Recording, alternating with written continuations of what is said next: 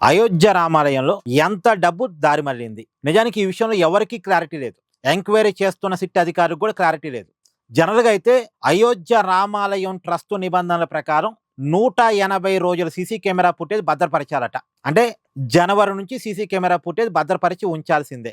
6 నెలలంటే last 6 months. కానీ April వరకే CC camera footage ఉంది. అంతకుముందు లేదట. ఏప్రిల్‌లో కూడా ఏప్రిల్ చివరి వారం వరకే ఏముందంట. అంతకుముందు సీసీ కెమెరా ఫుటేజ్ లేదట. మరి దొంగతనం చేసే వాళ్ళకి తెలుసు కదా! సీసీ కెమెరాలో రికార్డ్ అవుద్ది. దాన్ని డిలీట్ చేయాలి అన్న విషయం వాళ్ళకి తెలుసు కదా! వాళ్ళు అక్కడోళ్ళే కదా!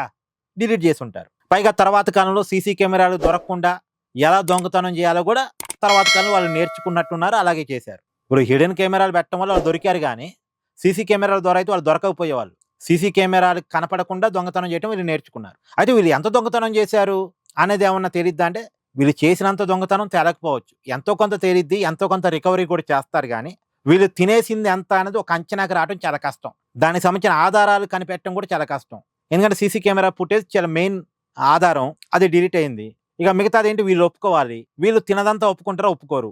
₹1,00,00,000 దొంగతనం చేసిన కాడ 50,00,000 దొంగతనం చేసినని చెప్తారు. మరి దొంగల సహజ నైజం అలాగే ఉంటదిగా. వాడు ₹1,00,00,000 దొంగతనం చేశాడు అనటానికి ఆధారాలు కష్టం. అంటే చేసిన దొంగతనం మొత్తం కూడా బయటికి రాకపోవచ్చు. బయటకొచ్చిన దొంగతనం మొత్తం కూడా రికవరీ కాకపోవచ్చు. అంతవరకు నిజం. అయితే బయటేం ప్రచారం జరుగుతుంది? 200 కోట్ల అవినీతి జరిగింది. అయోధ్య రామాలయంలో ఉన్న నగలన్నీ దొంగతనం చేశారు. ఇలాంటి ప్రచారాలు జరుగుతున్నాయి. ఈ ప్రచారాలు నమ్మొద్దు. ఎందుకంటే ఇప్పటివరకు సిట్ అధికారులు ఇంత దొంగతనం జరిగిందని లెక్కలేమీ చెప్పలేదు. అసలు లెక్కకి రాలేదింకా. లెక్కలు తేలట్లేదు కూడా.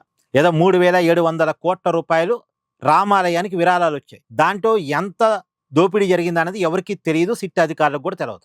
బయట జరుగుతున్న ప్రచారం నమ్మొద్దు. ఇంకో విషయం ఏందంటే, అయోధ్య రామాలయంలో ఉన్న నగలైతే సేఫ్‌గా ఉన్నాయట. నగలు సేఫ్‌గా ఉన్నాయి. నగలు మొత్తం దొంగతనం చేయటం అనేది లేదు. మరి ఆ నగల్లో ఏమైనా కొద్ది గొప్ప దొంగతనం చేశారేమో తెలీదు గానీ, మొత్తంగా అయితే నగలున్నాయట. పైగా ఈ మధ్య ఎక్కడో నేను చూసా. ఒక రిటైర్డ్ ఐఏఎస్ అధికారి తన జీవితాంతం సంపాదించిన సొమ్ముతోటి ఒక బంగారు ప్లేట్‌లతో పుస్తకం తయారు చేసి దేవుడికిచ్చాడట. అది అప్పట్లో దేవుడి కాళ్ళ దగ్గర పెట్టారట. ఇప్పుడు ఆ పుస్తకం కనపట్లేదు అనే ప్రచారం కూడా జరిగింది మీడియాలో. బట్ దానికి సంబంధించి ఇంతవరకు సిట్ అయితే క్లారిటీ ఇవ్వలేదు.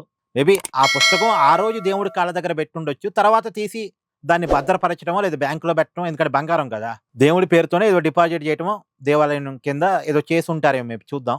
తెలీదు. కానీ బయట జరుగుతున్న అడ్డగోరు ప్రచారాలు నమ్మాల్సినటువంటి అవసరం లేదు. ఇప్పుడు అయోధ్య రామాలయం మీద ఒక అవినీతి ముద్ర ఏద్దాం అనుకునే వాళ్ళు కూడా రకరకాల ప్రచారాలు పుట్టిస్తుంటారు. సో, మనం జాగ్రత్తగా ఉండాలి. బయట జరుగుతున్న ప్రచారం అంతా నమ్మి 100 కోట్లు పోయినాయట, 1000 కోట్లు పోయినాయట, ఇలాంటి ప్రచారాలు నమ్మాల్సిన అవసరం లేదు. ఇప్పటివరకైతే సిట్ అఫీషియల్‌గా ఇంత అవినీతి జరిగిందనైతే చెప్పలేదు లెక్కలు. Thank you. Please do like, share and subscribe this channel.